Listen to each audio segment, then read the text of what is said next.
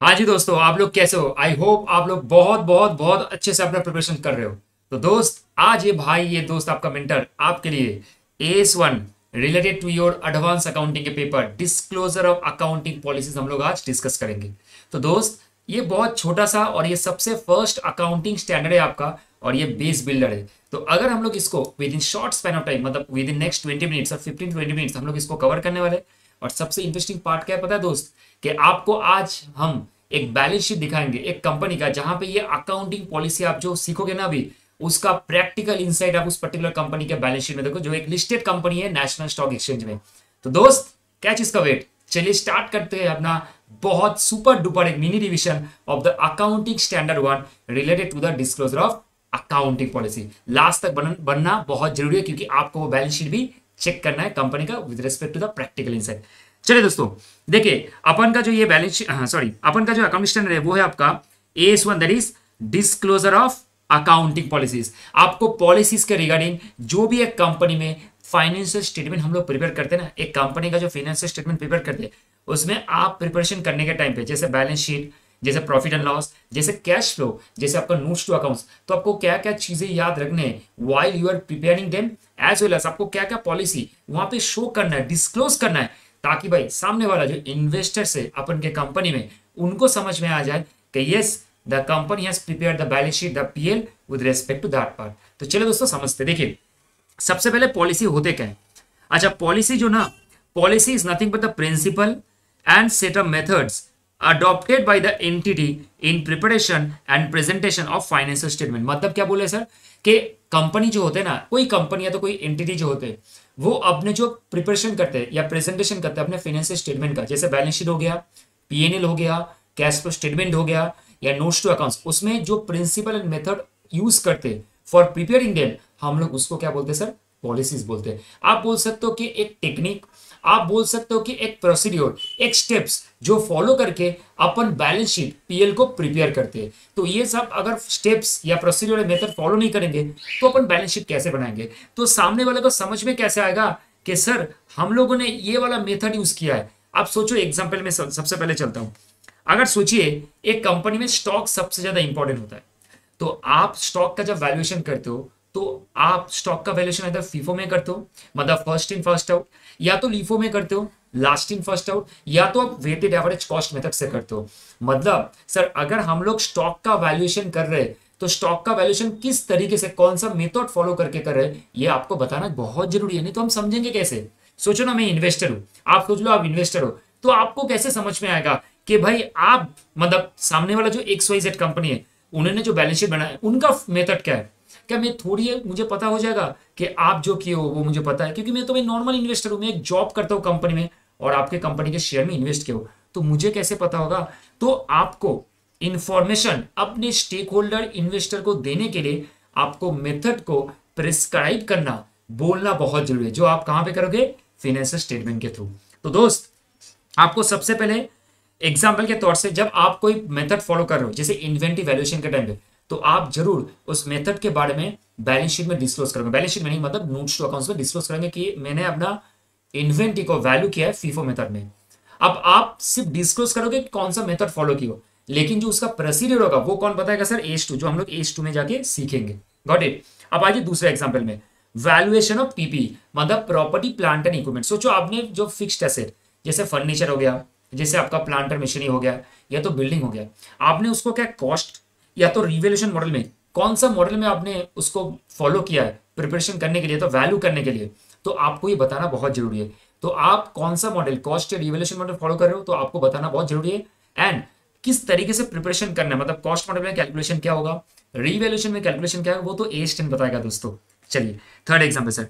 अच्छा, government grant आपको मिला है रिलेटेड टू से, सपोज कोई फिक्स्ड एसेट, जैसे आपका एक मशीनरी परचेज हुआ 50 लाख का, तो आपको गवर्नमेंट के तौर से, स्टेट गवर्नमेंट या सेंट्रल गवर्नमेंट के तौर से आपको ग्रांट मिला। तो आपको ग्रांट तो मिला है, लेकिन उसका अकाउंटिंग होगा। तो अकाउंटिंग हम लोग कैसे करेंगे वो हम लोग सीखेंगे AS12 में।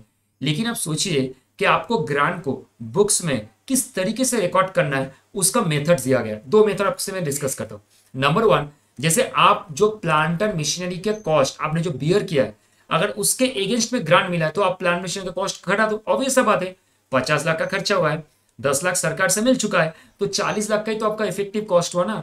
तो आप बुक्स में 40 लाख रिकॉर्ड करो। या तो आपके देख लो जो मशीनरी है जो आपने परचेस किया उसका लाइफ ऑफ द क्या लाइफ कितना है, तो मान के चलिए आपका लाइफ है, मान के चलिए 5 साल या 10 साल, तो 10 साल तक आपको जो ग्रांट मिला है 10 लाख का, आप उसको डिफर्ड करते हैं, मतलब हर साल आप 1-1 लाख करके बुक्स में पीएनएल का पीएनएल प्रॉफिट एंड लॉस में आपको रिकॉर्ड करना है, मतलब रिकॉग्नाइज करना है। तो आप क्या अपने ग्रांट को रिकॉग्नाइज करते हो एज ए डिफर्ड रेवेन्यू, और क्या आप अपने ग्रांट को क्या कॉस्ट ऑफ एसेट से माइनस करके दिखाते हो। तो ये मेथड आपको डिस्कस करने पड़ेंगे अपने नोट्स टू अकाउंट्स में या तो सिग्निफिकेंट अकाउंटिंग पॉलिसीज के नोट्स में। तो चलिए दोस्तों लास्ट वाला point, example conversion of foreign currency item. मतलब सर आपको बताना है कि आपने जब अपने फॉरेन करेंसी को कन्वर्ट किया था, मतलब आप सोचो कि हम लोग जब इंडिया का कंपनी है, अब आप इंडिया के कंपनी हो और दूसरा कोई बाहर का सब्सिडी है आपका, तो आप जब उनके साथ कोई ट्रांजेक्शन कर रहे हो ना, तो आप अपने बुक्स में कौन सा करेंसी में रिकॉर्ड करें, क्योंकि आप उसको भेजोगे, वो आपको पैसा भेजेगा, तो फॉरेन करेंसी का डीलिंग होगा। तो आपको कौन सा रेट में बुक करना है। जैसे हम लोग जब फॉरेन करेंसी AS11 पढ़ेंगे वहां पे सीखेंगे monetary item and non monetary item. तो मॉनिटरी आइटम को किस रेट में बुक करना है, नॉन मॉनिटरी आइटम को किस रेट में बुक करना है, ये सीखने के लिए आपको जरूरी है क्या पता सर, अकाउंटिंग पॉलिसीज को डिस्क्लोज करना है। लेकिन ये आपको AS11 बताएगा कि कौन सा रेट में आपको फॉलो करना है, लेकिन आप कौन सा रेट फॉलो करके अकाउंट्स प्रिपेयर किए हो, ये आपका पॉलिसी है जो आपको लिखना पड़ेगा कहां पे, नोट्स टू अकाउंट्स पे सर। क्लियर। तो ये चारों के चारों एग्जांपल क्लियर हो गया।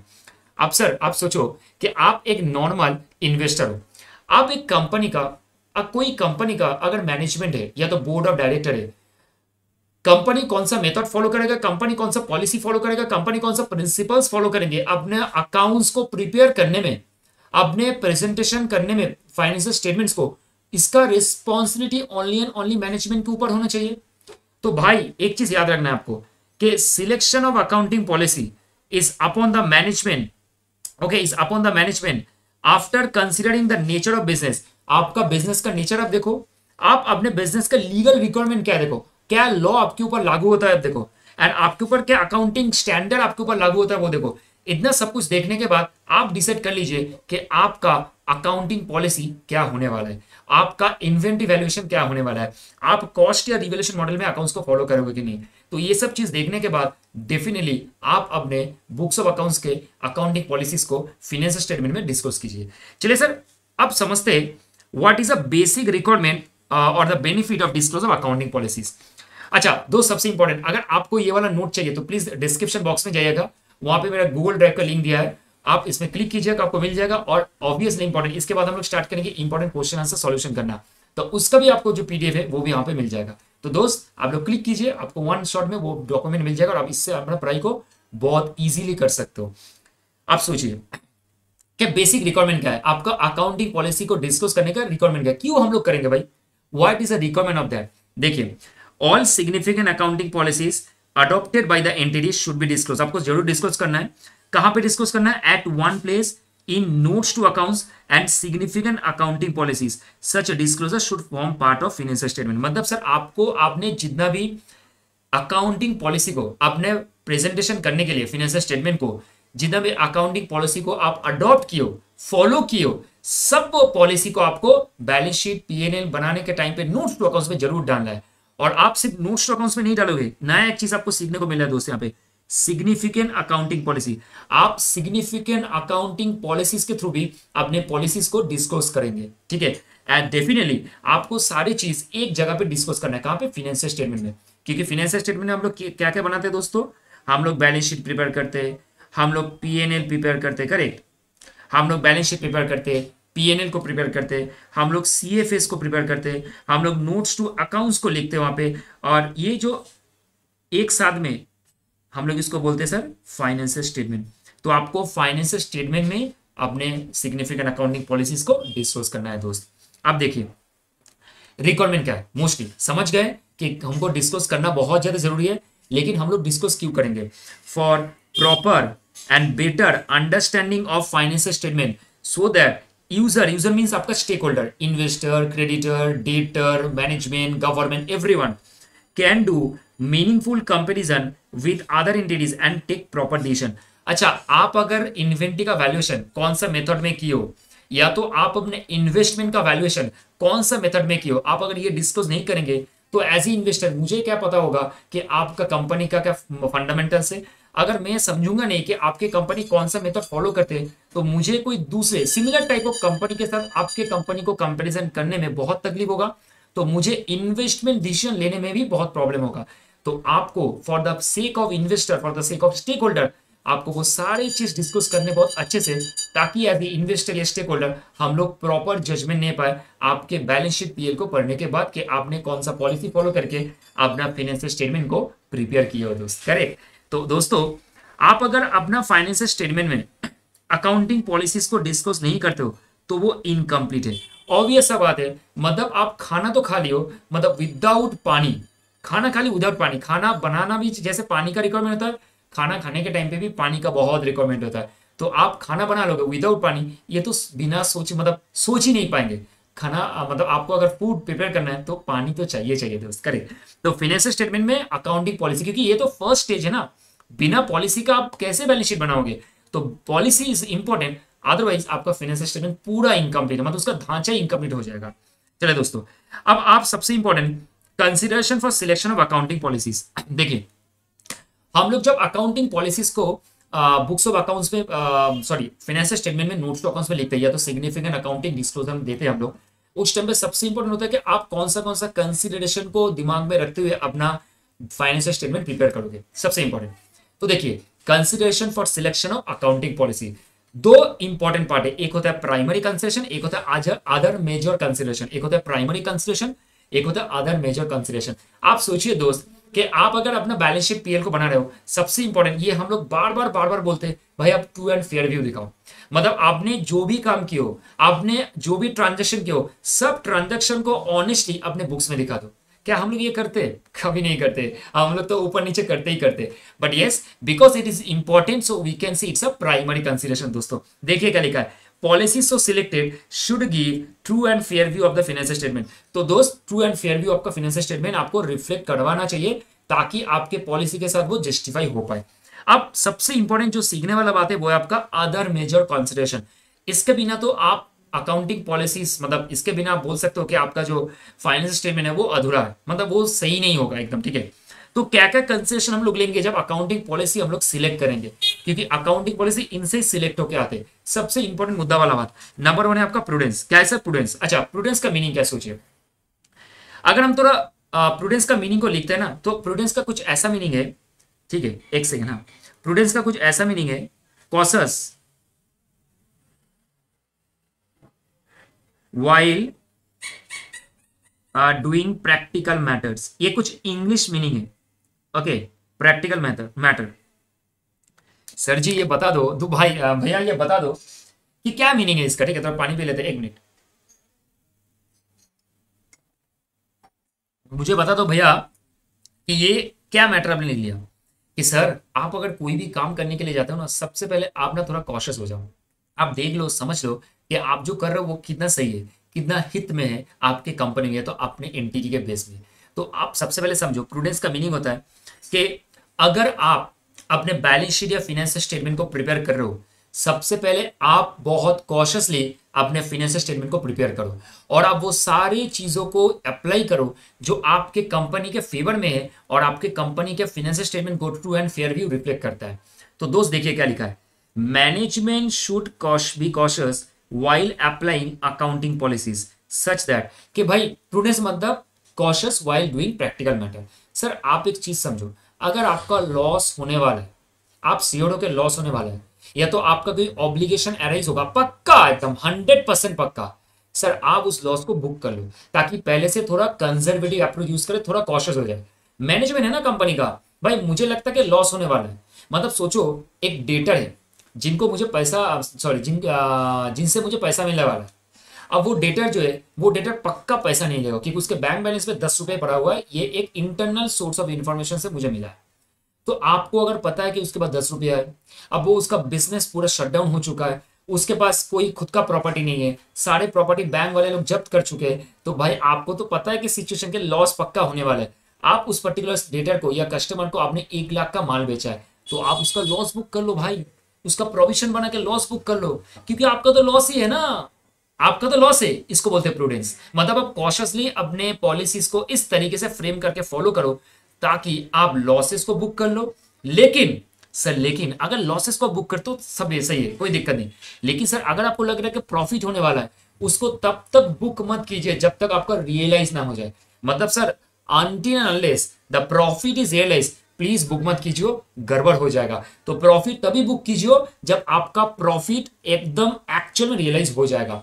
तो always remember, expected loss obligation should be recorded, but expected profit cannot be recorded until and unless it is sure to be realized। Correct. तो ये चीज ध्यान में रखना। जैसे एक एग्जांपल मैं आपके लिए लूंगा। सोचो एक एडवोकेट है। अब एक एडवोकेट के पास आपने गया अपने लीगल केस को लेके और एडवोकेट बोला सर आप केस जीत जाओगे, आप अपना केस जीत जाओगे सर, कोई दिक्कत नहीं, आप अपना केस सर जीत जाओगे। तो आप अब एडवोकेट को ओपिनियन के बेस में अगर अपने बुक्स ऑफ अकाउंट्स में कोई भी प्रोविजन को क्रिएट कर दो, एकदम सही नहीं है। क्योंकि आप जीत जाओगे, जीते तो नहीं हो ना, जीतोगे तब कुछ करना। अब पहले जीत जाओगे तब बुक करना। तो जीतने से पहले ही अगर सब चीज देख ले तो पक्का हारने वाले हो आप। Got it. तो ये चीज आप याद रखना कि आपको ऑलवेज एंटीसिपेट प्रॉफिट बुक नहीं करना है, ऑलवेज एक्सपेक्टेड लॉसेस को बुक करना है। यही आपका प्रूडेंस का कहानी है, मतलब cautious while doing the practical aspect. चलिए दोस्तों, उसके बाद चलते हैं हम लोग मटेरियलिटी। क्या है सर? मटेरियलिटी। सर ये मटेरियलिटी क्या है? अच्छा, materiality means high importance. Materiality means high importance. आपको मैं एक छोटा सा एग्जांपल देके समझा दो, आपको समझ में आ जाएगा। जैसे सोचिए कि एक कंपनी है जो अर्थ को एक कंपनी जिसका बहुत ज्यादा मतलब डीजल का बिजनेस है। तो उसके लिए evaporation is a normal fact, evaporate होगा ही, तो उसके लिए लॉस होगा ही होगा। तो आप सोचो इस बार उसने एक लाख का एक ऑर्डर बुक किया डीजल सेल करने का। अब क्या हुआ है, ये जो 1 लाख का ऑर्डर बुक किया है, इसमें उसको पता है कि वो 1 लाख का जो ऑर्डर बुक है वो पहले से डीजल ला के रखेगा अपने गोडाउन में। अब ये कुछ डीजल इवापोरेट हो जाएगा तो कुछ लॉसेस तो होगा ना। तो लॉस को कैलकुलेट करके उसने बुक्स ऑफ अकाउंट्स में रिकॉर्ड कर दिया। अब ये वाला फैक्ट जो लॉस बुक हो रहा है, अगर ये वाला फैक्ट अपने फाइनेंशियल स्टेटमेंट में नहीं डिस्क्लोज करेगा तब तो प्रॉब्लम है, क्योंकि ये बहुत मटेरियल फैक्ट है, इंपॉर्टेंट फैक्ट है। क्योंकि अगर आपका कोई भी लॉसेस होता है based on any future contract और based on any present contract, तो आपको जरूर वो डिस्क्लोज करने चाहिए। ऐसा नहीं हो सकता है कि आप ऐसा कोई फैक्ट जिसके कारण आपके कंपनी में लॉस होगा ही होगा, पक्का लॉस होगा, और आप उसको डिस्क्लोज नहीं किए हो, तो भाई आप तो गड़बड़ कर दियो अपने अकाउंट्स को, true and fair view justify नहीं करके प्रेजेंट नहीं किए हो। करेक्ट। तो आपको एक चीज समझना है, जब भी आप अपने बुक्स ऑफ अकाउंट्स को प्रिपेयर करते हो तो कोई भी मटेरियल फैक्ट जो इन्वेस्टर के मतलब डिसीजन को इन्फ्लुएंस कर सकता है, आप उसको जरूर डिस्क्लोज कीजिए। मतलब अगर एज ए इन्वेस्टर अगर मुझे पता नहीं है कि वो 1 लाख का जो ऑर्डर है उसमें आपका 5,000 या 10,000 का लॉस होने वाला है, तो ये 5-10,000 के लॉसेस के कारण आपके प्रॉफिट 5 से 10,000 कम हो जाएंगे। तो अगर ये चीज मुझे आप डिस्क्लोज नहीं करोगे, नहीं बताओगे, तो वही मेरे डिसीजन लेने में गड़बड़ हो जाएगा। मुझे पता होगा कि आप तो 10,000 प्रॉफिट एक्स्ट्रा कमाओगे, लेकिन अल्टीमेटली 10,000 का प्रॉफिट आपको कम ही होगा क्योंकि इवापोरेशन के लिए। तो आप सोचो ये मेरे डिसीजन को इन्फ्लुएंस कर सकता है। आप अगर बोल देते तो मेरा कुछ माइंडसेट चेंज हो जाता, या तो मेरा माइंडसेट कुछ और होता, लेकिन आपने बताया नहीं ना, तो मेरा माइंडसेट इन्फ्लुएंस नहीं हो पाया। तो आप कोई भी फैक्ट को जिससे इन्वेस्टर का डिसीजंस को इन्फ्लुएंस होता है, आप जरूर इसको डिस्कस करना चाहिए आपको। ठीक है। जैसे कोई भी कंपनी में आप अगर मोर देन 5% होल्डिंग करते हो, कोई भी कंपनी में अगर कोई शेयर होल्डर है जो आपके कंपनी में मोर देन 5% शेयर होल्डिंग करता है, तो जरूर है जरूर आप उसको नोट्स टू अकाउंट्स में जरूर दिखाना, वेरी इंपॉर्टेंट। अब आ जाइए लास्ट में, substance over the legal form. दोस्तों याद रखना है, consider substance of transaction over legality. मतलब आप पहले रियलिटी को चेक करो, उसके बाद लीगलिटी को चेक कर लेना। समझो बात को, सब्सटेंस ओवर लीगल फॉर्म मतलब जो सच्चाई है आप उसको दिखाओ। अब लीगल टर्म को छोड़ो ना, आप लीगलिटी को छोड़ दो, आप सच्चाई के साथ चलो, ऑनेस्टी के साथ चलो, वो इंपॉर्टेंट है। सब एक एग्जांपल छोटा सा देता हूं। सोचिए कि आप जब hire purchase, I think so आप लोग पढ़े हो बीकॉम में, करेक्ट, हायर परचेज के ट्रांजैक्शन में जब तक लास्ट वाला इंस्टॉलमेंट पेमेंट नहीं होता, तब तक जो क्या बोलते हैं उसका जो सेलर होता है ना, सॉरी बायर जो होता है, हायर परचेजर जो होता है, उसके पास प्रॉपर्टी का पूरा राइट नहीं जाता है। वो तब तक हायर वेंडर के या हायर सेलर के पास ही रहता है। आप सोचो प्रॉपर्टी किसके पास चला गया है, हायर मतलब बायर के पास चला गया या परचेजर के पास चला गया। अब परचेजर उसको पूरा 10 साल तक यूज करेगा, क्योंकि 10 साल के बाद इंस्टॉलमेंट रिपे हो जाएगा कंप्लीटली पूरा, तो 10 साल तक जो यूज करेगा। आप बताओ सच्चाई में इस प्रॉपर्टी का असली हकदार कौन है? बायर है, क्योंकि वही तो यूज कर रहा है ना। तो उस पर्टिकुलर प्रॉपर्टी के ऊपर जो उस पर्टिकुलर आप बोल सकते मशीनरी के ऊपर जो डेप्रिसिएशन चार्ज होगा, तो उसका राइट किसके पास है? ऑब्वियसली बायर के पास है, क्योंकि यूज कौन कर रहा है? बायर। लीगलिटी किसके पास अभी भी है? हायर वेंडर के पास। तो बायर एक्चुअल में आपका सब्सटेंस क्या है कि बायर यूज कर रहे हैं, तो बायर डेप्रिसिएशन बुक करेंगे। तो that is what the very very important while you are doing this particular concept of like substance over the legal form. और एक आपको एक चीज बताते हैं, और एक एग्जांपल लेते हैं तो आपके लिए बहुत ज्यादा इजी लगेगी। सोचिए दोस्त, एक एग्जांपल देखिए, अब ऐसा एक एग्जांपल कि सोचिए एक कंपनी जिसका नाम है एबी लिमिटेड। ओके, एक कंपनी जिसका नाम है एबी लिमिटेड, इसका काम है कि टिकट बुक करना और कमीशन इनकम करना। अब एबी लिमिटेड इंडिगो के बेसिस, मतलब इंडिगो का एक एजेंट है। अब इंडिगो एक एयरलाइन कंपनी है, इनका टिकट बुक का रिस्पॉन्सिबिलिटी एबी लिमिटेड के पास है। अब कोई कस्टमर है जिसका नाम है ए बोल के कोई कस्टमर है जिसका नाम है ए, तो ए ने एबी लिमिटेड को 1050 रुपीज एज ए टिकट का परचेस का जो वैल्यू है वो दिया है। Try to understand, AB limited जो है वो टिकट सेल करता है और किसके बिहाफ में करता है? इंडिगो के बिहाफ में। अब ए बोल के कोई कस्टमर है जिन्होंने 1050 रुपीज एबी लिमिटेड को ट्रांसफर किया for the purchase of ticket, air ticket. अब 1050 में 1000 रुपीज जो है वो आपका टिकट का कॉस्ट है और 50 रुपीज जो है क्या है? कमीशन है। किसका? एबी लिमिटेड का। Now guys think, books of accounts में जब books of accounts AB limited बनाएगा, उसको रिसीव तो हुआ है 1050, लेकिन वो अपने बुक्स ऑफ अकाउंट्स में 50 एक्चुअल में रिसीव करेगा या 1050 एक्चुअल में बुक करेगा, वो आपको बताना है। आई एम रिपीटिंग अगेन, आप सोचो कि एबी लिमिटेड जो है उसके पास मोस्ट इंपॉर्टेंट इनकम यहाँ पे क्या है? इनकम है, कमीशन इनकम। और ये जो 1000 रुपीज है ना, सॉरी, ये जो 1000 रुपीज है यहाँ पे, ये क्या है? ये आपका कॉस्ट है जो इंडिगो को वो दे देगा। तो आप मुझे एक चीज बताओ, इस केस में एक्चुअली एबी लिमिटेड कितना रेवेन्यू बुक करेगा? 1050 बुक करेगा या 50 बुक करेगा? ये आपको मुझे बताना है। तो दोस्तों कौन बुक करेगा आपको मुझे बताना है। आप सोचो एक चीज, 1000 रुपीज किसका है? एक्चुअल में इंडिगो का है। ऑल्दो एबी लिमिटेड अपने बैंक में 1050 रिसीव किया है, लेकिन वो 1000 रुपीज का मतलब राइट किसका है? इंडिगो का है। तो एबी लिमिटेड अपने बुक्स में as a commission only 50 book करेंगे और एज ए लाइबिलिटी 1000 बुक करेंगे जो उनको देना है इंडिगो को। समझे? तो this is called the actual. देखो एक्चुअल में अब किसको मिला है? पैसा किसको मिला? एबी लिमिटेड को। लेकिन आप अगर सब्सटेंस देखोगे, ऑनेस्टली देखोगे, तो इनकम कितना? 50, जो एक्चुअल में जाना चाहिए एबी लिमिटेड को। तो 50 इज द कमीशन इनकम जो एबी लिमिटेड का है, और इंडिगो का जो इनकम 1000 है वो एक्चुअल में लाइबिलिटी है एबी का, जो एबी बाद में इंडिगो को पेमेंट कर देंगे as a ticket purchase cost. So that's all दोस्तों, सब्सटेंस और फॉर्म भी हम लोग का हो गया। तो हमेशा याद रखना कि हम लोग जब कोई ट्रांजेक्शन करते हैं उसमें सब्सटेंस का इंपॉर्टेंस हम लोग देंगे rather than the legality. Okay, तो आगे बढ़ते हैं दोस्त। देखिए अब कुछ फंडामेंटल अकाउंटिंग एजम्पशन है वो हम लोग जब समझ लेंगे फटाफट करके। फंडामेंटल अकाउंटिंग एजम्पशन का कॉन्सेप्ट क्या है? देखिए दोस्त, जब हम लोग कोई कंपनी स्टार्ट करते हैं एंड कंपनी जब रन करते हैं, उसमें सबसे इंपॉर्टेंट होता है आपका के गोइंग कंसर्न, कंसिस्टेंसी और एक्यूरेट, मतलब ये तीनों कंसेप्ट सबसे इंपॉर्टेंट है। जीसीए हम लोग इसको बोलते हैं। ठीक है, क्या मीनिंग है कि कोई भी एंटिटी अपना जब मतलब बैलेंस शीट, पीएनएल या तो कैश फ्लो सब बनाता है, तो ये हम लोग एज्यूम कर लेते हैं कि वो जो बेसिक जो फंडामेंटल अजम्पशन है ना अकाउंटिंग का, वो फॉलो करके कर रहे हैं। जैसे आप मान के चलो गोइंग कंसर्न मतलब एंटिटी जो है वो कंटिन्यूअसली ऑपरेट करेंगे, तो वो फोर्सिबल फ्यूचर मतलब फ्यूचर तक ऑपरेट करेंगे। हम लोग को ये पता है कि वो परपीचुइटी तक जाएगा। कब वो डिसॉल्व होगा, कब वो डिसकंटिन्यू होगा, इसके बारे में हम लोग कभी नहीं सोचते।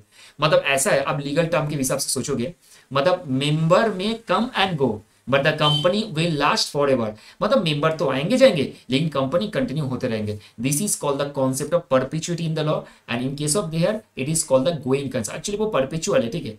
तो यहाँ पे वो गोइंग कंसर्न के means entity will go longer and operate for the foreseeable future, ठीक है। लेकिन ये हम नहीं बोलेंगे कि कंपनी बहुत नियर फ्यूचर में डिसकंटिन्यू करने वाले। तो अगर कंपनी फोरसेबल फ्यूचर तक चलते रहेगा, इसको हम लोग बोलते हैं गोइंग कंसर्न, चलेगा। उसके बाद कंसिस्टेंसी, कंपनी अगर कोई भी पॉलिसी को फॉलो कर रहा है तो ये हम लोग अज्यूम कर लेते हैं कि कंपनी उस पॉलिसी को फॉलो करते हुए चलेंगे। जैसे एसएलएम डेप्रिसिएशन जो मेथड होता है वो एसएलएम होता है, डब्ल्यूडीबी होता है और भी बहुत सारे मेथड होते हैं। तो कंपनी एसएलएम को फॉलो करते तो कंपनी एसएलएम को ही फॉलो करते जाएंगे, तो इसको बोलते हैं कंसिस्टेंसी। अब तीसरा सर अक्रूरल मेथड। अक्रूरल मेथड होता है कि सर आप अपने बुक्स में जो प्रिपेयर कर रहे हो उसमें इस साल रिलेटेड, मतलब एक ड्यूरिंग द फाइनेंशियल ईयर सोचे 24-25, तो ड्यूरिंग द फाइनेंशियल ईयर 24-25 में आप जितना भी ट्रांजेक्शन की हो, सब transaction related to purchase, sale, payment, receive सब रिकॉर्ड करोगे, इरेस्पेक्टिव ऑफ द फैक्ट कुछ पेमेंट या तो कुछ रिसीवेबल आपको ईयर एंड के बाद मिलेगा।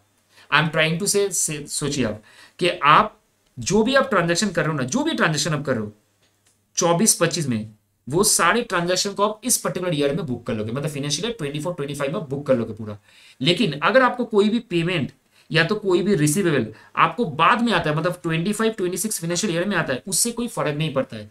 मतलब the year in which you earn the income, आप जिस साल कमाते हो, जिस साल आप एक्सपेंस करते हो, उस साल दिखा दो। कब कैश रिसीव होगा वो तो बात का बात है, वो सेकेंडरी बात है। तो अगर कोई कंपनी कैश के बेसिस में बुक्स ऑफ अकाउंट्स मेंटेन करते हैं तो उसके लिए डिफरेंट अकाउंटिंग पॉलिसी होंगे। अगर आप सिंपली जिस साल का इनकम है, जिस साल का एक्सपेंस, उस साल बुक करते हो irrespective of the fact of received and payment, तो आप मर्केंटाइल सिस्टम है तो अक्रूवल बेसिस फॉलो करते हो। तो मोस्ट ऑफ द कंपनी आज के जमाने में आपका अक्रूवल बेसिस मोस्टली फॉलो करते हैं दोस्त, करेक्ट। तो चलिए दोस्तों आगे बढ़ते हैं। अब देखिए, अब मैं आपको मोस्टली मैं आपको अगर बताऊंगा तो फंडामेंटल अकाउंटिंग जो पॉलिसीज है, कोई बात नहीं सर समझ में आ गया हम लोगों को कि हम लोग सिंपली गोइंग कंसर्न में हम लोग फंडामेंटल अकाउंटिंग अजम्पशन में going concern, consistency as well as accrual, ये तीनों चीज फॉलो करते हैं। अगर ये तीनों चीज फॉलो करते हैं नॉर्मली, अगर कुछ बताया नहीं गया तो हम लोग ये तीनों चीज फॉलो करते हैं, तो हम लोग को डिस्क्लोजर देना कोई रिक्वायरमेंट नहीं है। तो अगर हम लोग फंडामेंटल अकाउंटिंग अजम्पशन फॉलो करते हैं, ठीक है, तो हम लोग को कोई भी डिस्क्लोजर का रिक्वायरमेंट नहीं है। लेकिन अगर हम लोग फंडामेंटल अकाउंटिंग पॉलिसीज को फॉलो नहीं करते, ठीक है, अजम्पशन को फॉलो नहीं करते, तो स्पेसिफिक डिस्क्लोजर देना पड़ेगा why you are not following. आपको कौन मना किया फॉलो करने में, तो आपको वो डिस्क्लोजर जरूर देने पड़ेंगे दोस्त, ठीक है। अब दोस्तों समझते हैं, अगर कोई एंटिटी अपना अकाउंटिंग पॉलिसी को चेंज करना चाहता है तो उसके पीछे रीजन क्या है, why an entity wants to change its accounting policy. सबसे पहले अगर लॉ के द्वारा या तो कोई स्टैट्यू ने बोला है कि आप अपने पॉलिसी को चेंज करो, तो आपको करने पड़ेंगे। नंबर 1 पॉइंट, अगर आप कोई different types of accounting policy adopt कर रहे हो, या तो आप कोई लॉ के द्वारा या स्टैट्यू के द्वारा आपको पॉलिसी चेंज करने के लिए बोला गया है, तो आपको जरूर चेंज करने पड़ेंगे। और या तो आपको कोई दूसरे अकाउंटिंग स्टैंडर्ड को कंप्लायंस फॉलो करने के लिए आपको अकाउंटिंग पॉलिसी चेंज करने के लिए बोला गया है।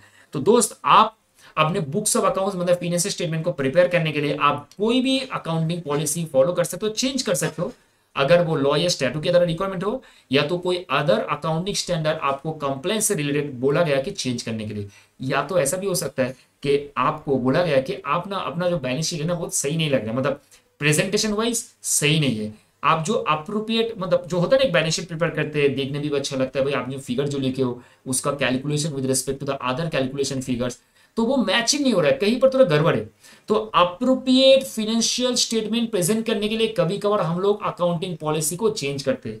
तो देखिए क्या यहाँ पे लिखा हुआ है, consider that change would result in more appropriate presentation of financial statement. कभी कभार हम लोग अप्रोप्रिएट प्रेजेंटेशन करने के लिए फाइनेंशियल स्टेटमेंट को हम लोग पॉलिसी को चेंज करते हैं। तो उसका आप सोचिए, हम लोग पॉलिसी तो चेंज कर चुके हैं, इसका इंपैक्ट क्या होने वाला है फाइनेंशियल स्टेटमेंट में, ये चेंज करने के बाद क्या इंपैक्ट होने वाला है। देखिए, अगर इंपैक्ट जो है वो मटेरियल है आपके करेंट पीरियड में, अगर जो इंपैक्ट है अकाउंटिंग पॉलिसी चेंज करने के बाद फाइनेंशियल स्टेटमेंट में, उसका इंपैक्ट जो वो मटेरियल है, बहुत इंपॉर्टेंट है, एंड वो करेंट पीरियड में हो रहा है, तो अगर आप उसका अमाउंट कैलकुलेट कर पा रहे हो तो उसको आप डिस्क्लोज कर दो।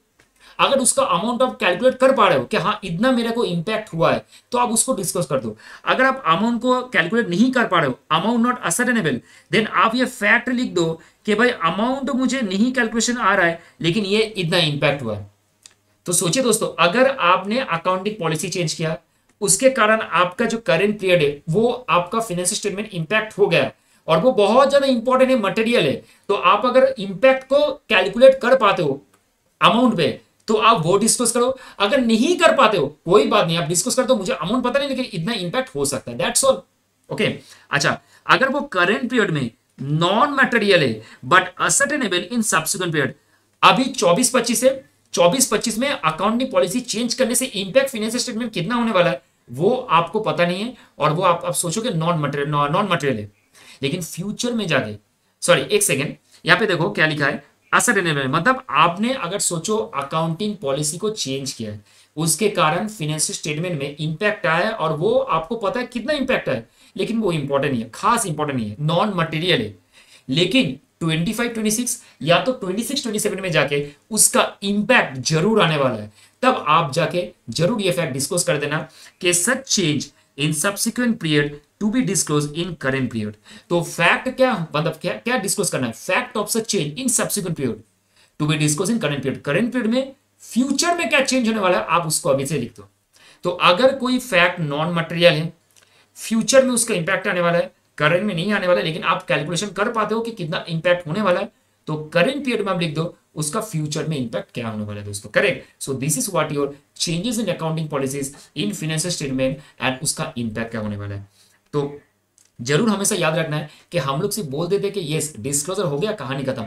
एक चीज हमेशा याद रखना, डिस्क्लोज अगर करने से सब चीज माफ हो जाता तब तो भाई कोर्ट, आपका सुप्रीम कोर्ट, हाई कोर्ट, जजेस, ट्राइब्यूनल, ये सब नहीं रिकॉर्ड होता। Disclosure is not the ultimate remedy from the inappropriate accounting and preparation and presentation of financial statement. मतलब आप सिर्फ डिस्क्लोज कर दिया कि मैंने इस तरीके से किया, ये किया, नहीं चलेगा। आपको प्रॉपर जस्टिफाई करना पड़ेगा कि आपके बिजनेस के नेचर, आपके बिजनेस के लीगल रिक्वायरमेंट, आपके बिजनेस में जो स्टैंडर्ड्स का रिक्वायरमेंट है, ऑडिट का रिक्वायरमेंट, स्टैंडर्ड्स का रिक्वायरमेंट, उसके हिसाब से आप अपने पॉलिसीज को डिस्क्लोज किए हो अपने फाइनेंशियल स्टेटमेंट में। करेक्ट दोस्त। तो चलिए दोस्तों, हम लोग का ये थारो रिवीजन हो गया with respect to the accounting standard 1। इसके बाद हम लोग स्टार्ट करते हैं अपन का एक क्विक इंपॉर्टेंट क्वेश्चन का सेशन, जो हम लोग अभी कुछ इंपॉर्टेंट क्वेश्चन डिस्कस कर लेंगे दोस्तों। तो दोस्त ये हम लोगों ने कंप्लीट कर लिया आप लोगों का AS1 का पूरा रिवीजन। अच्छा, मैंने जैसे शुरू में ही बताया था आपको कि दोस्त हम लोग सीखने वाले आज एक बैलेंस शीट देख के कि अकाउंटिंग पॉलिसीज को हम लोग किस तरीके से डिस्कस करते हैं। तो चलिए दोस्तों फटाफट देख लेते हैं हम लोग एक कंपनी का बैलेंस शीट। अच्छा, कंपनी का नाम है, बहुत सुंदर सा नाम है, सेल्टर फार्मा लिमिटेड। ये एक छोटा सा कंपनी है, एक फार्मास्यूटिकल्स बेस्ड है। आप देख ही रहे हो कितना सुंदर इसका एनुअल रिपोर्ट है। ये एक एनुअल रिपोर्ट है कंपनी का, सेल्टर फार्मा लिमिटेड इस कंपनी का नाम। ये लिस्टेड कंपनी है और ये शेयर मार्केट में एक्चुअली में आपका लिस्टेड है। ठीक है, तो मैं पेज नंबर 88 में जाऊंगा और आप लोगों को दिखाऊंगा किस तरीके से इन्होंने अपना अकाउंटिंग पॉलिसीज को डिस्कस किया, और आपको देखने में मजा आ जाएगा। मतलब आप सोचोगे प्रैक्टिकल एस्पेक्ट है पूरा। चलिए दोस्तों आगे बढ़ते, देखिए मैं आपको अभी दिखाता हूँ। पेज नंबर हम लोग 88 में जाएंगे। आप यहाँ से भी कंटेंट से भी देख सकते हो कि यहाँ पे आपको मिलेगा पूरा चीज़। देखो यहाँ पे लिखा फाइनेंशियल रिपोर्ट, सबका बैलेंस शीट, PNL नोट्स है वो 96 पेज में। तो हम लोग डायरेक्ट चलते आगे एकदम। ठीक है, इसको हम लोग डायरेक्ट यहाँ से ले लेते और आगे एकदम चलते हैं।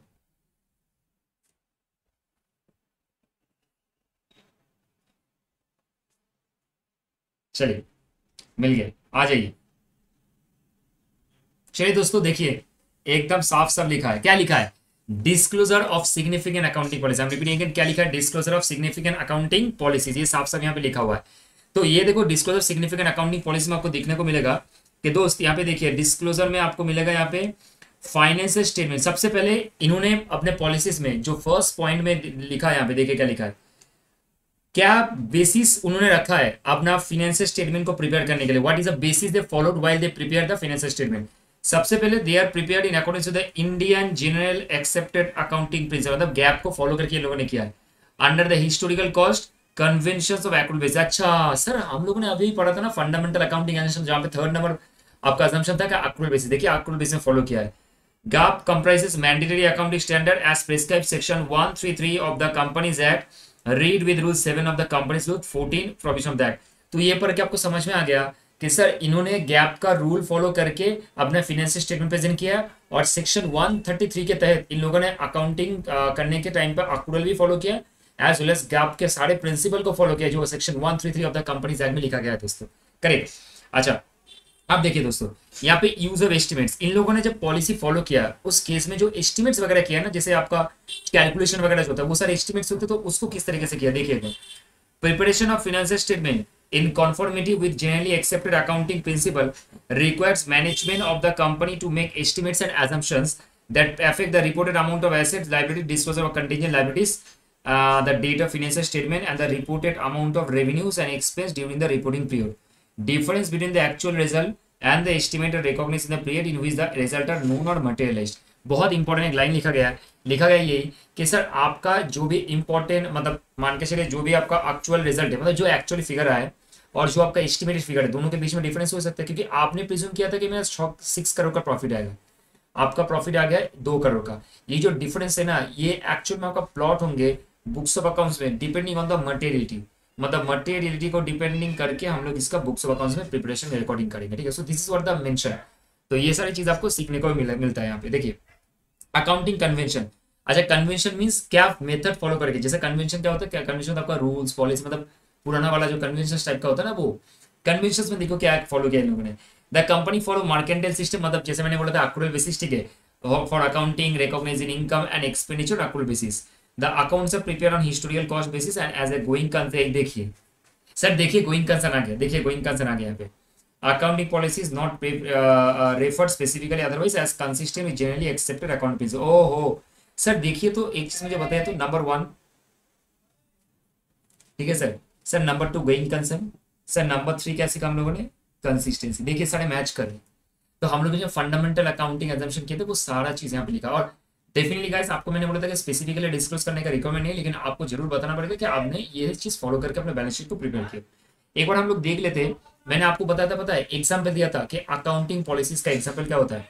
तो देखिए दोस्तों यहाँ पे पूरा क्लियर कर दिया है कि इन्होंने अपना जो प्रॉपर्टी प्लांट इक्विपमेंट है, मतलब एज पर एज टेन जो वैल्यूएशन किया है, उस केस में जो अकाउंटिंग पॉलिसी फॉलो करके किया है वो है आपका कॉस्ट मॉडल। देखिए लिखा है यहाँ पे, plant property equipment are stated as per cost model, that is cost less accumulated depreciation and impairment if any।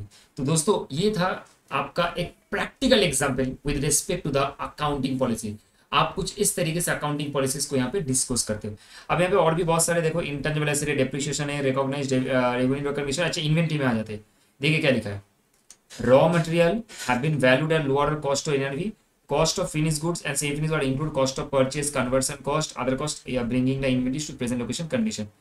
and यहाँ पे देखो लिखा order like the NRV is estimated selling price minus the ordinary course of business less the estimated cost of completion and estimated cost necessary to make the finished goods product ready to sell। तो आपने किस तरीके से अपने inventories को valued किया है ना, उसका यहाँ पे कहानी लिखा गया। तो ये कुछ बेसिक फंडामेंटल है कि दोस्तों समझ में आ गया पूरा। अच्छा और एक चीज मैं दिखा देता हूँ, नॉन करेंट इन्वेस्टमेंट जो वो कॉस्ट में वैल्यूएशन किया है। तो सर ये जो है ना, ये एज 13 आपको डिस्कस करके देता है, एज 13। तो सोचिए आपका सिग्निफिकेंट अकाउंटिंग पॉलिसी किस तरीके से डिस्कस होता है। आज हम लोग को पूरा सामने सामने प्रैक्टिकली बैलेंस शीट पढ़ के समझ में आ गया दोस्तों, करेक्ट। तो चलिए दोस्तों ये पार्ट तो मेरा खत्म हो गया। अब जैसे कि हम लोग डिस्कस कर रहे थे, क्वेश्चन शुरू करेंगे। तो चलिए कुछ इंपॉर्टेंट क्वेश्चन मैं आप लोगों को दिखाऊंगा सबसे पहले, कि कुछ इंपॉर्टेंट क्वेश्चन है जो हम लोग को अभी सीखना है और वो इंपॉर्टेंट क्वेश्चन हम लोग को जानना है। 1 मिनट आप लोग रुकिएगा प्लीज, जस्ट अ मिनट, मैं फटाफट करके उसको डाउनलोड कर लेता हूँ तुरंत। ओके तो दोस्त चलिए देखिए, अब मैं आप लोगों के साथ कुछ इंपॉर्टेंट क्वेश्चन डिस्कस करूंगा। ये क्वेश्चन का जो पीडीएफ है आपको डिस्क्रिप्शन बॉक्स में गूगल ड्राइव का लिंक दिया रहेगा, आप उसमें क्लिक कीजिएगा, आपको डायरेक्टली मिल जाएगा। आपको कहीं पर ज्वाइन नहीं करना है, सिर्फ आपको वहां पे क्लिक करना है, आपको पीडीएफ डाउनलोड हो जाएगा ऑटोमेटिकली, आप डाउनलोड कर सकते हो वहां से, ठीक है। इवन ये वाला पीडीएफ क्वेश्चन का और आपका जो नॉर्मल आपका क्लास का जो मैथ है, नोट है, नॉर्मल नोट है, समरी नोट, वो भी आपको मिल जाएगा दोनों, ठीक है। चलिए दोस्त फटाफट डिस्कस कर लेते हैं। देखिए ये सारे जो है ना, यहाँ पे इस बार आपका क्वेश्चन आने का बहुत हाई चांसेस है, तो आपको अच्छे से पढ़ के जाना है। AS1 में देखिए, AS1 आपका डिस्क्लोजर अकाउंटिंग पॉलिसी में क्वेश्चन नंबर 1। अच्छा कैटेसिस 1 मतलब क्वेश्चन है, ठीक है, ये नया नाम है एक तो। अच्छा in the books of messrs Sharma limited, ये सब इंस्टीट्यूट का question PYP RTP PYQ RTP MTP करके पूरा ये बनाया गया है, ठीक है। क्लोजिंग इन्वेंटरी 31 मार्च 22 को अमाउंटेड टू 1,63,000 रुपीज। अच्छा हम लोगों ने इन्वेंटरी का वैल्यूएशन किया फीफो मेथड में। The company decided to change from FIFO method to weighted average method for ascertaining the cost of inventory from the year 2021-22. On the basis of weighted average method, closing inventory on 31st March 22 amount to 1,47,000 and the realizable value of the inventory as on the same date was 1,95,000. Disclose requirement discuss the disclosure requirement of change in accounting policy as per AS1। तो दोस्तों आप लोगों को क्या बताना है वो सबसे पहले समझिए, बहुत इंटरेस्टिंग। देखिए आपके पास क्या क्या इन्फॉर्मेशन है। सबसे पहले तो आपके पास जो इन्फॉर्मेशन है वो है शर्मा लिमिटेड का जो इन्वेंटरी है इस पर्टिकुलर डेट में वो है आपका 1,63,000 और ये फीफो मेथड में वैल्यूएशन किया गया। मतलब आप फीफो मेथड फॉलो करते हो प्रेजेंटली एंड करेंटली। कंपनी अपना मेथड फीफो से लेके वेटेड एवरेज करना चाहता है, ठीक है। अब इस केस में कंपनी ने अपना 21-22 का जो कॉस्ट ऑफ इन्वेंट्री है उसको वेटेड एवरेज मेथड फॉलो करते हुए क्लोजिंग इन्वेंट्री का जो वैल्यूएशन है वो है 146, ओके। एज वेल एज आप अगर उसका एनआरवी देखोगे तो एनआरवी कितना है गाइस, एनआरवी आपका 195, गॉट इट। अब एनआरवी 185 और इसका इन्वेंट्री क्लोजिंग वैल्यू कितना है 147, ठीक है।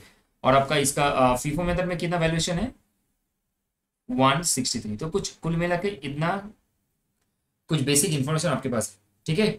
Sir NRV 1,95,000 rupees same date पे, सब 31 मार्च का है, सब 31 मार्च 2022 का है। और आपका क्लोजिंग वैल्यू आपका 147, फीफो मेथड में 163। तो सबसे पहले दोस्त आप जब भी अकाउंटिंग स्टैंडर्ड को राइट करते हो ना, समझना, हाँ मैं आपको अकाउंटिंग स्टैंडर्ड, देखो अभी मैं आपको समझाऊंगा लाइन बाय लाइन, ठीक है।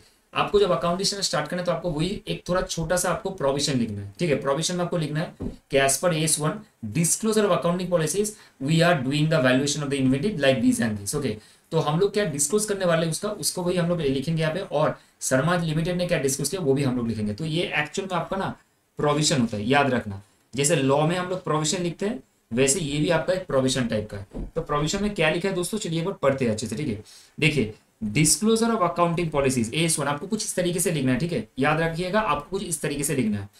लिखा गया है any change in accounting policy which has material effect should be disclose in the financial statement. I think so आप लोगों ने अभी अभी कुछ देर पहले ही हम लोगों ने डिस्कस किया था ये बात। Amount by which any item of the financial statement is affected by such change should also be disclosed to the extent ascertainable. Where such amount is not ascertainable, where such amount is not ascertainable wholly or in part, the fact should be indicated. अच्छा, मैं हम लोगों ने दो चीज सीखा था कि अगर अमाउंट ascertainable है तो आप उसको डिस्कस करो, अगर अमाउंट आप कैलकुलेट नहीं कर पा रहे हो उसको भी आप डिस्कस करो। Sharma limited should disclose the change in valuation method of inventory and its effect of financial statement. The company may disclose the change in accounting policy in the following manner. क्योंकि आपने फीफो से आप weighted average में जा रहे हो तो आपका अकाउंटिंग पॉलिसी सबसे पहले चेंज हो रहा है, तो यहाँ पे अकाउंटिंग पॉलिसी चेंज हो रहा है। अब आपको ये फैक्ट जरूर डिस्क्लोज करने पड़ेंगे कि आप अपना अकाउंटिंग पॉलिसी को चेंज करो और इससे आपका क्या इम्पैक्ट अपने फाइनेंशियल स्टेटमेंट में होने वाला है उसको भी आपको डिस्कस करना चाहिए दोस्त, करेंगे। अब यही यहाँ पे लिखा गया है। अब आज यहाँ पे आप दे रहे हो क्या पता है, आप यहाँ पे अपना फैक्ट दे रहे हो, फैक्ट नहीं एक्चुअली, सॉरी फैक्ट तो आपने बता दिया है। यहाँ पे आप अपना एनालिसिस को दे रहे हो और आप बोल सकते हो यहाँ पे कंक्लूजन, ये दोनों आप यहाँ पे दे रहे हो, ठीक है। क्या लिखा है देखिए दोस्त, the company value it's inventory at lower of cost और एनआरवी, ठीक है, लोअर ऑफ कॉस्ट और एनआरवी सिंस एनआरवी इज 195। देखिए दोस्तों अच्छे समझिएगा, हम लोग अभी क्या सीखे कि हम लोग जब स्टॉक का वैल्यूएशन करते हैं एज पर अकाउंटेंट 2 तो आइदर एनआरवी और cost which ever is lower. इस केस में आप देखोगे तो आपका वैल्यूएशन में आप देखो कि आपका कॉस्ट है कितना 147 और आपका वैल्यूएशन कितना फीफो का 195। आप समझिए एक बार क्या लिखा, देखिए आपका जो कॉस्ट है वो 147 इज गिवन और आपका जो एनआरवी है ना दोस्त वो है आपका 195, तो एनआरवी तो नहीं होगा, तो हमको वैल्यूएशन 147 में करना पड़ेगा। लेकिन अब सोचो आपके बुक्स में ऑलरेडी 163 का स्टॉक पड़ा हुआ है। You need to understand first कि आपके बुक्स में 1,63,000 का आपका क्या पड़ा हुआ है सर, क्लोजिंग स्टॉक। तो आप सोचो आप ऑलरेडी क्लोजिंग स्टॉक 163 बुक कर चुके हो। आप क्लोजिंग स्टॉक हम लोग क्रेडिट साइड में बुक करते हैं पीएनएल के, अगर क्रेडिट साइड में बुक करते हैं पीएनएल में, आप सोचो उसके कारण आपका प्रॉफिट क्या होता है, क्लोजिंग स्टॉक के लिए आपका प्रॉफिट बढ़ता है, करेक्ट। तो आप सोचो अगर ये 163 की जगह 147 दिखाओगे तो आपका प्रॉफिट क्या होगा, घटेगा दोस्त, करेक्ट। कितना से घटेगा, 16,000 से घटेगा। तो कहने से अगर आपने 163 प्रॉफिट दिखा के रखे हो, सॉरी क्लोजिंग स्टॉक दिखा के रखे हो और वही आप घटा के अगर 147 अभी कर रहे हो तो आपका 16,000 का प्रॉफिट डिक्रीज हो जाएगा, 16,000 का प्रॉफिट आपका डिक्रीज हो जाएगा। So this is what we are going to discuss. देखिए क्या लिखा है, the change in policy has reduce current profit and value of inventory 16,000। सबसे पहले तो आपका इन्वेंटरी में घटा आएगा, एसेट में आपका 147 आएगा, क्लोजिंग स्टॉक पीएल में आपका कितना है 147 और सबसे इंपॉर्टेंट आपका जो प्रॉफिट एंड लॉस है आपका 16,000 से कम हो जाएगा। क्योंकि आप सोचो ना ये अगर पीएल का साइड है और ये क्रेडिट साइड है तो क्रेडिट साइड अगर कम हो जाएगा तो ऑब्वियस सा बात है प्रॉफिट भी आपका कमेगा। So this is what the impact with respect to the valuation of inventory, like जब चेंज करते हैं हम लोग पॉलिसी एक मेथड से दूसरे मेथड में जाते हैं, क्लियर। तो ये एक हम लोग का एक पॉइंट हो गया, बहुत अच्छा वाला क्वेश्चन है, ठीक है। अब चलिए दोस्तों दूसरा नंबर क्वेश्चन में चलते हैं, कैटेगरी 2 में। नाउ जगन्नाथ लिमिटेड मेरे right issue of share in 2012। अच्छा, जगन्नाथ ने राइट इशू किया था 2012 में, ठीक है। नाउ द ऑफर जो डॉक्यूमेंट है of its member, it has projected surplus 40 crore during the accounting year from 30 to 31 मार्च 2012। तो इन्होंने कुछ प्रोजेक्ट किया था कि 40 करोड़ का कुछ आसपास प्रॉफिट इनको मिलेगा, ठीक है। ये कुछ प्रोजेक्शन था basically. Draft result for the year prepared hitherto followed accounting policies and presented on person of the board of directors showed A deficit 10 crore. वाह, आपने प्रेडिक्शन किया था कि 40 करोड़ का प्रॉफिट होगा एक प्रोजेक्ट से, लेकिन आपका एक्चुअल में हिदरटू बाद में जब रिजल्ट ड्राफ्ट हुआ उस केस में आपको 10 करोड़ का डेफिसिट घाटा हुआ, ठीक है, डेफिसिट हुआ। The board in consultation with the managing director decided the following. Board ने क्या डिसाइड किया, देखिए सबसे पहले value year and inventory at work cost 50 crore. ये आपको बोला है कि बोर्ड क्या क्या डिसाइड किया, देखिए बोर्ड डिसाइडेड, सबसे पहले बोर्ड डिसाइड क्या किया, देखिए बोर्ड ने डिसाइड किया है कि सबसे पहले आप अपने जो क्लोजिंग स्टॉक है उसको 50 CR में दिखाओ as per work cost, at work cost के वैल्यूएशन में आप अपने स्टॉक को वैल्यू करोगे based on work cost, okay. Instead of either two method of valuation inventory at prime cost 30 CR। तो value year in inventory at work cost 50 crore है। Instead of the either two method of valuation inventory prime cost में आप 30 करोड़ दिखाते हैं, अभी आप 50 करोड़ दिखाओगे, ठीक है। Provide for permanent diminution in the value of investment which are taken place over the past 5 years the amount of provision 10 CR। तो आपका जो इन्वेस्टमेंट है ना उसका वैल्यू गिर चुका है, मतलब डिमिनिशन हो चुका है, वैल्यू में गिरावट आया है, उसके कारण 10 CR का आपका लॉस होगा। आई एम रिपीटिंग अगेन, आपके इन्वेंटरी के वैल्यू में आपका गिरावट दिखने को मिला, तो उसके कारण आपको 10 करोड़ का प्रोविजन बनाना है। तो दो चीज दोस्त, सबसे पहले तो आपको क्लोजिंग स्टॉक जो है वो वैल्यूएशन करना है, उसके बाद दो नंबर आपका जो प्रोविजन है, आपको इन्वेस्टमेंट का वैल्यू गिनने के लिए आपको 10 करोड़ का प्रोविजन बनाना पड़ेगा ना। Chief accountant of the company you are asked by the managing director to draft the notes on accounts for inclusion in the annual report for 11/12। तो आपको फाइनेंशियल 11-12 में इसको फाइनेंशियल रिपोर्ट में सॉरी मतलब एनुअल रिपोर्ट में किस तरीके से आप इंक्लूड करोगे वो आपको डिस्कस करना है, करेक्ट। चलो इसको सोचिए एक बार किस तरीके से हम लोग इसको कर सकते हैं। बहुत इंटरेस्टिंग है क्योंकि आपको क्वेश्चन पढ़ना बहुत जरूरी है। सबसे पहले क्वेश्चन पढ़ के दो चीज समझ में क्लियर कर रखें। नंबर 1 कि आपको स्टॉक का वैल्यूएशन में चेंज करना है, नंबर 2 आपको एक प्रोविजन बनाना है। I am repeating again, number 1 आपको स्टॉक के वैल्यूएशन में चेंज करना है और नंबर 2 आपको आपका इन्वेस्टमेंट के वैल्यू को गिराना है in the sense of making a provision. ठीक है, आपने प्रोजेक्ट किया था 40 करोड़ जगह आपका हो गया 10 करोड़ का, तो यह हमें भी प्रॉब्लम एक तो है। तो चलिए दोस्तों, चीफ अकाउंटेंट जो है उन्होंने बोला है कि किस तरीके से ड्राफ्ट करेंगे एनुअल रिपोर्ट में, वो मुझे बताना है आपको। तो दोस्त चलिए देखिए, सबसे पहले अगेन द सेम थिंग, आपको प्रोविजन लिखना है। Again the same thing, you have to write the provision है clear cut. Okay, as per AS1 any change in accounting policy which has a material effect in the current period or which is reasonably expected to have a material effect in latter period should be disclosed। तो यहाँ पे आप सोचो कि यहाँ पे दो important बात है। एक इंपॉर्टेंट बात है आपका कि स्टॉक का, दो नंबर इंपॉर्टेंट बात है कि आपका इन्वेंट्री का, सॉरी इन्वेस्टमेंट का। तो ये दोनों जो इंपॉर्टेंट बात है ये आपका मटेरियल इफेक्ट है बैलेंस शीट में, तो इसको जरूर आपको डिस्क्लोज करने चाहिए। In case of change in accounting policies which has a material effect in the current period the amount by which any item in the financial statement is affected by such change should also be disclosed to the extent asset in available. अच्छा, आपको एक चीज समझना है कि आप अपने जब मतलब चेंज करो पॉलिसी को, पॉलिसी चेंज करने से आपको अगर कोई भी अमाउंट ऊपर नीचे होता है और आप पॉलिसी चेंज करने से आपका जितना भी इंपैक्ट आते हैं उसको आप प्रॉपरली फाइनेंशियल स्टेटमेंट में डिस्क्लोज करो। ठीक है, टू द एक्सटेंट पॉसिबल आपको जो अमाउंट आपको जितना कैलकुलेट करने आ रहा है, मतलब आप अमाउंट कैलकुलेट करके देख लो कि मेरा 50,000 का थोड़ा इंपैक्ट आ रहा है, you should have to plot here 50,000। ठीक है, ये ध्यान में रखना।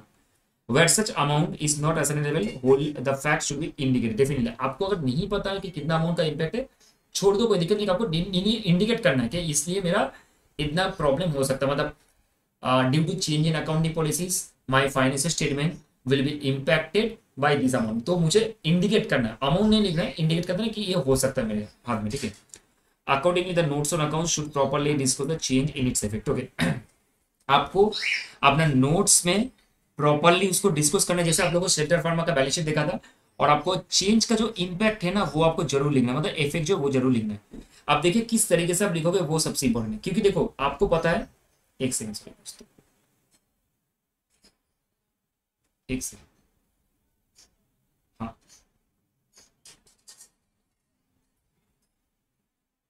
देखिए दोस्त, क्योंकि आपको पता है कि हम लोग एक्चुअल में आपका बैलेंस शीट में स्टॉक का एंड इन्वेस्टमेंट के वैल्यू में अप्स एंड डाउन्स करेंगे, तो आपको नोट्स में जाकर डिस्कस करना पड़ेगा कि आपने क्या किया है, इसका इंपैक्ट क्या होने वाला है। देखिए अच्छे समझिएगा, हाँ आराम से।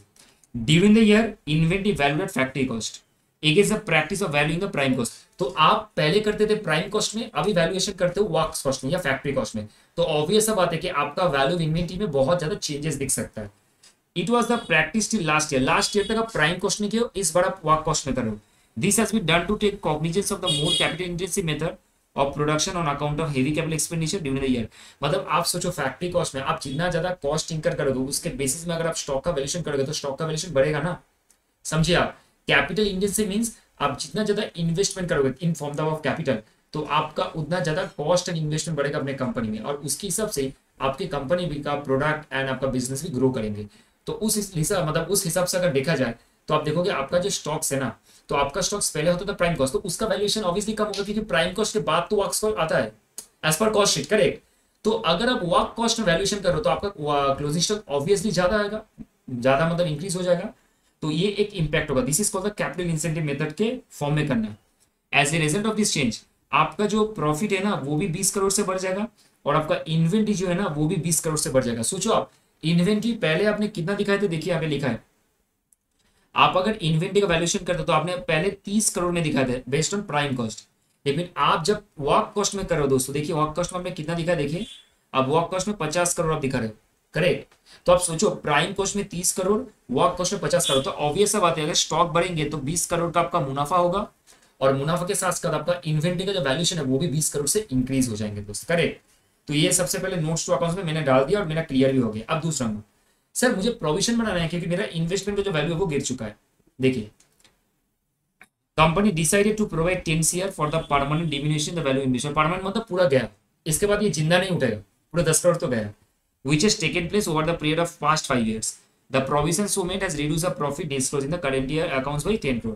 जो इन्वेस्टमेंट मेरे पास था उस इन्वेस्टमेंट का वैल्यू डिमिनिशन होते होते लास्ट 5 साल में इसका वैल्यू आज 10 करोड़ से गिर चुका है, और इसका वैल्यू गिर चुका है, इसका मीनिंग क्या है कि मुझे एक प्रोविजन बनाना है कि इसका वैल्यू गिर चुका है, उसके कारण मेरा प्रॉफिट भी डिक्रीज हो जाएगा। दो इम्पैक्ट, 20 करोड़ का आपका इंक्रीज होगा मुनाफा बिकॉज ऑफ इन्वेंट्री वैल्यूएशन आपका इंक्रीज हो चुका है। दूसरा, इन्वेस्टमेंट का वैल्यू गिर चुका मतलब डिमिनिशन हो चुका और वो भी परमानेंट है, तो इस केस में आपका जो प्रॉफिट है वो भी 10 करोड़ से गिरेगा और उसके कारण आपको एक प्रोविजन ही बनाना पड़ेगा। सो दोस्त, this is what the question number 2 where you need to find out कि आपने पॉलिसी चेंज कर उसको नोट्स टू अकाउंट्स में आपने रिफ्लेक्ट किया। आप आ जाइए दोस्तों क्वेश्चन नंबर 3 में, ये भी एक इंपॉर्टेंट क्वेश्चन है, ठीक है। देखिए दोस्त क्या लिखा है, लिखा है कि HNU कंपनी है engaged in business of financial services and is undergoing tight liquidity, okay, position since most of the asset of the company are blocked in various claims petition in a special court। अच्छा, HNU बोल के company है जो actual में financial services provide करते हैं और उनका अभी जो फाइनेंशियल सिचुएशन है वो बहुत ज्यादा टाइट है, बहुत डिफिकल्ट वाला सिचुएशन ना। उनके पास जितना भी एसेट्स है वो सारे एसेट्स अभी कोर्ट रूम में पड़ा हुआ है based on the decisions, claim वगैरह किया है क्रेडिटर ने तो कोर्ट रूम में पड़ा हुआ है। Now HNI accepted inter-corporate deposits and it is making its best effort to settle the dues। अच्छा, इंटर-कॉर्पोरेट डिपॉजिट मतलब आप अपने कोई पीयर कंपनी से या तो आप अपने कोई फैमिली बेस्ड कंपनी से लोन ले रहे हो, जैसे आप XYZ कंपनी तो आप कोई ABC कंपनी आपकी जो पीयर्स कंपनी उनसे आप लोन ले रहे हो, तो ये इंटर कंपनी डिपॉजिट से आप बोल दिए मुझे 90 डेज के लिए एक डिपॉजिट चाहिए, एक अमाउंट चाहिए, तो इसको हम लोग ICDs बोलते हैं। There were claims at varied rates of interest from lenders from the due dates of ICDs to the date of repayment। तो there are many claims at various rate of interest for lenders from the date of IC due date of ICDs to the date of repayment। तो आपको एक चीज समझना है कि जितना भी वेंडर्स है सब अपने अपने अमाउंट को क्लेम कर रहे हैं, और जो रीपेमेंट का डेट है ना ICDs का, तो रीपेमेंट भी करना पड़ेगा ना। इन बिटवीन दैट पार्ट जब आप लिए थे और जब आप पेमेंट करोगे, in between that part ICDs के बेसिस में बहुत सारे क्लेम्स वगैरह आपके पास आ चुका है। Company has provided interest as per the terms on the contract till the due date. The a note for non-provision of interest on due date to the date of repayment was affected in the financial statement। अच्छा, ये line बहुत ज्यादा important, मैं इसको highlight अभी नहीं कर रहा हूँ, देखिए क्या लिखा है। As per the terms of the contract, okay, till the due date and a note for non-provision of interest on the due date to the date of repayment was affected in the financial statement। अच्छा, आपने provision को आपने due date के base में कोई provision मतलब interest को आपने कोई प्रोविजन नहीं बनाया, मतलब लिखा देखो a note for non provision of interest on the due date. Due date में आपने कोई प्रोविजन बना के नहीं रखा है with respect to interest to the date of repayment, जो कि बैलेंस शीट में इंपैक्ट किया। मतलब आप ड्यू डेट से लेके फाइनल रीपेमेंट डेट तक इन बिटवीन पीरियड जो है ना, मान के चलो 5 या 6 महीना, इस पर्टिकुलर पीरियड में आपने कोई प्रोविजन नहीं बनाया, तो इसके कारण आपका बैलेंस शीट इंपैक्ट होगा, affected on account of uncertainties existing regarding the determination of the amount and in the absence of any specific legal obligation at present as per the terms of contract, the company considered that these claims are in the nature of claims against the company not acknowledged as debt, and the same has been disclosed by the way of a note in accounts instead of making a provision or statement of profit and loss। State whether company done the correct or wrong। आप एक चीज समझो दोस्त, आप जब loan लिए थे तो ड्यू डेट उसको बोलते हैं हम लोग ड्यू डेट ऑफ टेक, मतलब ड्यू डेट ऑफ एक्चुअली आपका of ICD and till the date of repayment, till to repayment date. अच्छा, मुझे आप एक चीज बताओ, क्या इस पर्टिकुलर पीरियड में आपका इंटरेस्ट का ड्यू नहीं होगा? डेफिनेटली होगा। आप ड्यू डेट से लेकर रीपेमेंट डेट तक आपका इंटरेस्ट जरूर ड्यू होगा, और ये इंटरेस्ट आपको जरूर पे करना है, इसके लिए आप प्रोविजन जरूर बनाओगे। लेकिन आप अगर प्रोविजन नहीं बनाया तो आपने गलत क्यों? क्योंकि आपने ये साफ साफ बोल के रखा है these are claims against the company not acknowledged as debt. भाई साहब, आप कैसे बोल रहे हो कि ये डेट नहीं है? अरे भाई, आपका ड्यू डेट हो चुका है रीपेमेंट करने का, और फाइनल जो रीपेमेंट डेट है, दोनों के बीच में जो गैप पीरियड है, ये तो आपको क्लेम देना ही पड़ेगा ना। अरे आप सोचो कि आपने बैंक से लोन लिया और आपका ड्यू डेट था 5 तारीख पेमेंट करने का, लेकिन आपने 30 तारीख पेमेंट किया, तो बैंक आपको छोड़ देगा 5 से 30 का जो 25 दिन है जरूर लेगा। तो ये भी तो आपका डेप्ट है भाई, ये भी तो आपको शो करने पड़ेंगे भाई, इससे भी तो आपका फाइनेंशियल सिस्टम में इंपैक्ट होगा भाई। आप सिर्फ नोट बना के छोड़ दोगे थोड़ी चलेगा, इसके लिए तो आपको प्रोविजन बढ़ाने पड़ेंगे कि मैं फेल हो चुका हूं, मुझे रिपेमेंट करना है इंटरेस्ट को from the due date till the date of final repayment. तो ये आपका एक्चुअल में डेप्ट है। तो कंपनी का कंडीशन क्या है, सही है गलत है, चलिए पढ़ के समझते हैं। समझे मेरा बात कि कंपनी बोल रहा है कि आईसीडीएस का जो ड्यू डेट है पेमेंट और till the date of actual repayment, दोनों के बीच में जो गैप पीरियड है ना, उस गैप पीरियड में कोई भी डेप्ट नहीं है, और अगर है भी तो मैं उसको नोट्स टू अकाउंट्स के थ्रू दे दूंगा। आप सोचो ये तो डेप्ट है, आप कैसे नोट्स टू अकाउंट्स के थ्रू जा सकते हो, आपको तो फाइनली प्रोविजन भी बनाने पड़ेंगे ना। ठीक है, चलिए समझते हैं दोस्तों, फिर से वो सेम चीज आपको फिर प्रोविजन लिखने पड़ेंगे दोस्त। मैं आपको प्रोविजन पढ़ के सुना देता हूं आपको ताकि समझ में आए। आप मुझे एक चीज बोलिए, एक चीज समझिए, जब भी आप देखिए, आप मान के चलिए कि हम लोग नॉर्मली अगर हम लोग एक्चुअल कॉन्सेप्ट को पढ़ते क्या सीखे थे हम लोगों ने वहां पे, कि the year in which you earn the income और the year in which you expend the expenses, मतलब आज आप जिस साल खर्चा किए हो या जिस साल इनकम किए हो उस साल ये बुक कर दो, वही तो नॉर्मल एक्चुअल का नहीं होगा। आप इनकम रिसीव कब होगा, खर्चा पेमेंट कब होगा, दैट इज इरेलीवेंट। अगर 24-25 में आपको पेमेंट आ गया है, 24-25 में आपने अगर पेमेंट किसी को किया है तो आप बुक कर लो ना, या तो आप उसको रिकॉर्ड करो, आपके पास आ चुका है, पेमेंट अभी देरी आने में, आप इनकम अर्न कर चुके हो लेकिन पेमेंट अभी आना देरी है, तो revenue should be recognize and as well as आपका expense should be recognize in the year in which it is earn and in year in which it is expend. Correct. तो आप मुझे एक चीज बताओ कि ये जो मेरा ड्यू डेट का लेके डेट ऑफ रिपेमेंट का जो इंटरेस्ट है, ये एक्चुअल में आपका इंटरेस्ट है, तो आपको एक्चुअल मेथड फॉलो करके बुक जरूर करना चाहिए। और सिमिलरली बात है कि आप अगर ड्यू डेट से लेके फाइनल रीपेमेंट डेट तक आपका जितना भी इंटरेस्ट है, ये तो आपका लॉस है ना, आप सोचो ना, लॉस है तो एक्सपेंस है। तो what we learn in the prudence कि भाई all the anticipated loss and the obligation should have to be recorded but never anticipate the profit. तो इस केस में आपको प्रूडेंस भी फॉलो करने पड़ेंगे और इस केस में आपको एक्चुअल भी फॉलो करने पड़ेंगे। तो these are the two keyword दोस्त, आपको ये समझने पड़ेंगे, क्योंकि आपको आंसर लिखने से पहले आपको आंसर को जस्टिफाई करने आना चाहिए कि आप क्या पढ़ रहे हो और उसके हिसाब से आप क्या समझ के आंसर प्रेजेंट कर रहे हो। तो दोस्त चलिए पढ़ते एक बार, देखिए क्या लिखा है। Disclosure of accounting policies recognizes prudence as one of the major consideration governing the selection of application of accounting policies. ठीक है। Now, in view of the uncertainty attached to the future event, अच्छा future में uncertainty definitely arise होता है। Profit are not anticipated but recognize only when the real is true nature. तो ये हम लोग पढ़ चुके हैं।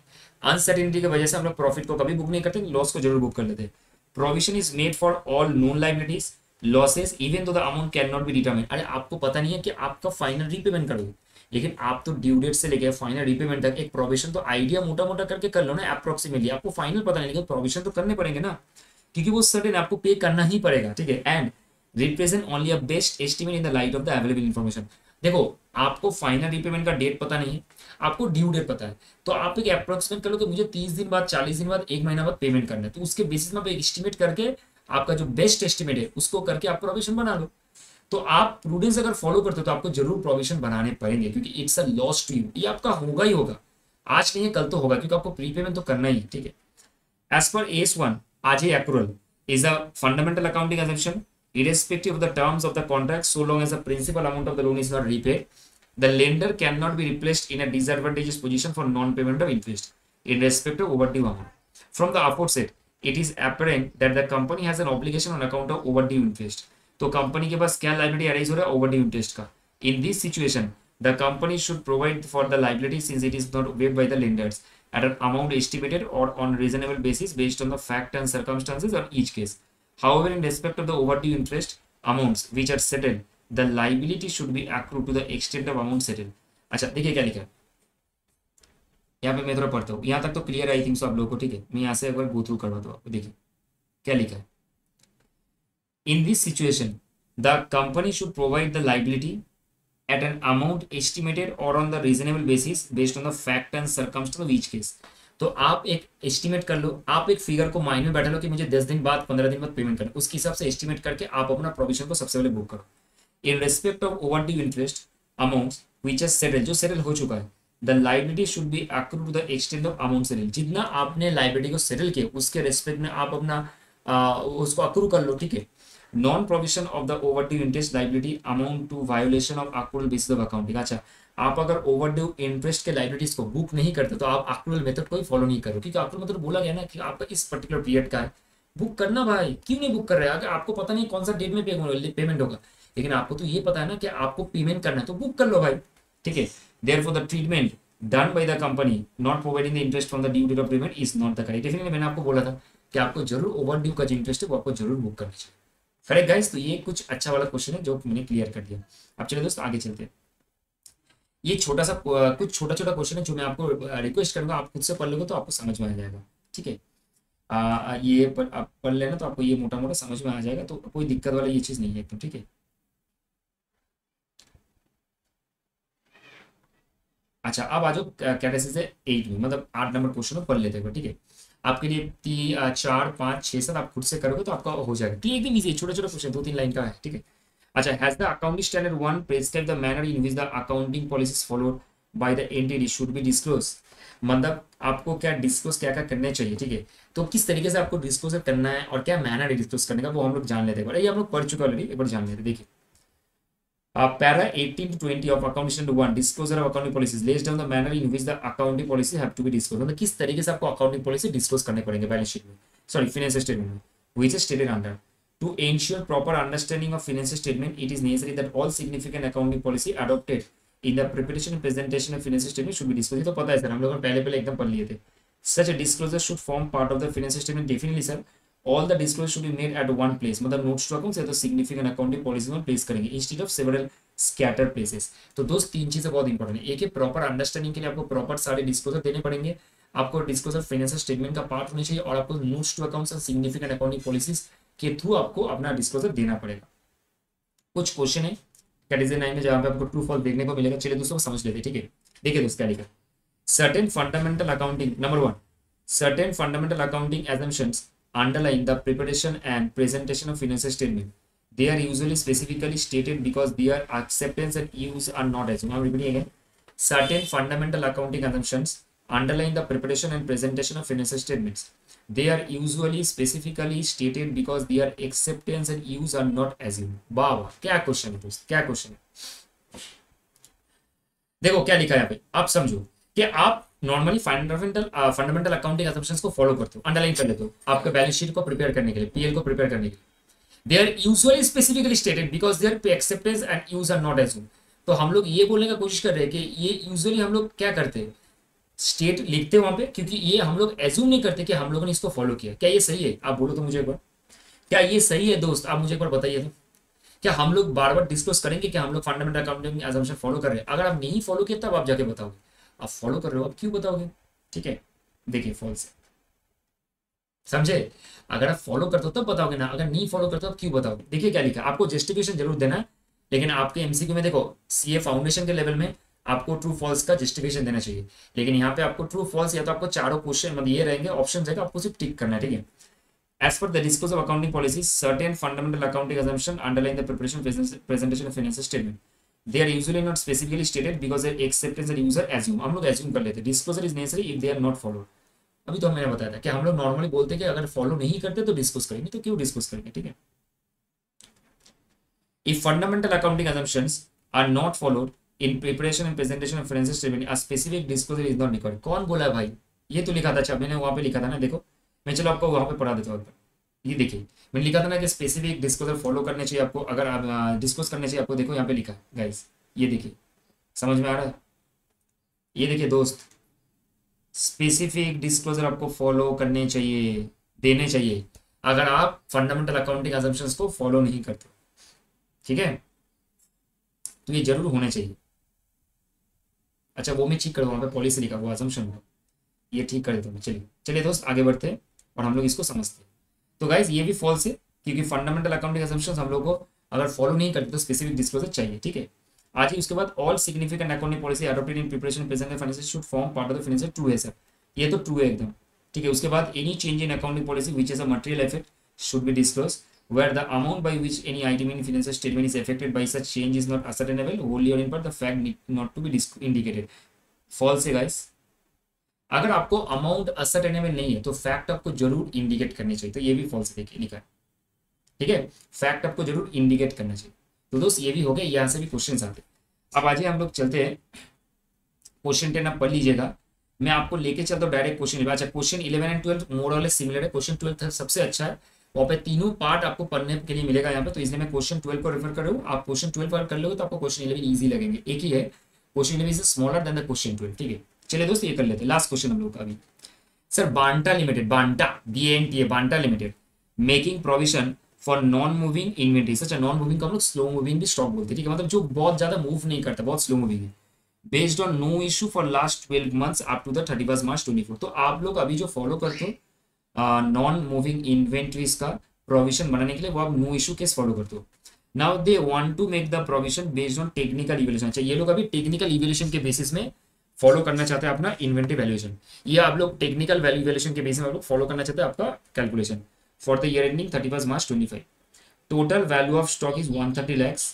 Provision required based on technical evaluation is 4 lakhs and provision required based on no issue for 12 months 5 lakh। अच्छा दोस्त, एक चीज समझिए, अगर आप टेक्निकल इवैल्यूएशन के बेसिस में प्रोविजन करते तो आपको 4 लाख का प्रोविजन करने पड़ेंगे, और अगर आप नो इशू केस में प्रोविजन बनाते हो तो आपको 5 लाख के प्रोविजन करने पड़ेंगे। अच्छा, तो आप मुझे एक चीज बताओ, आप अभी कौन सा केस में हो? नो इशू वाला केस में हो, तो आपको मूव करना है कहाँ पे सर? आपको मूव करना है टेक्निकल में, ठीक है। तो टेक्निकल में मूव करना है तो मतलब आपको 4 लाख का प्रोविजन बनाना है। अभी तक आप 5 लाख का प्रोविजन बनाते जाएंगे, अभी तक आप 5 लाख का ही प्रोविजन बनाते गए, correct. Now they say does this amount to change to accounting policy. क्या ये अकाउंटिंग पॉलिसी चेंज करने के लिए बोलता है? आप एक चीज सोचिए सर। अच्छा, पहले आप लोग क्वेश्चन देखिए, उसके बाद मैं बताता हूँ। Can the company change the method of accounting? अच्छा, explain how they will disclose the annual accounts of Banta Limited for the year end 24-25।